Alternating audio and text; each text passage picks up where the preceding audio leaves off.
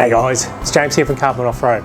Now, you're installing your winch into your bull bar, and sometimes with the modern day bull bar, there's not enough room for your neat install to have your control box mounted underneath in the bull bar and also gain access to it for your wide remote. So one of the things that we do offer is that we also offer, and you can purchase them off our website, is an extension for this. So it's just basically a plug that goes into this top part here,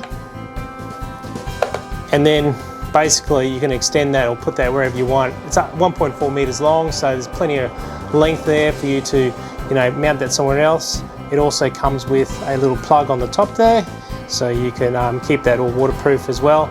So yeah, there you have it guys. So you don't always have to plug into there, you can mount that somewhere else and then have that plug into your remote. Thanks for watching guys, cheers.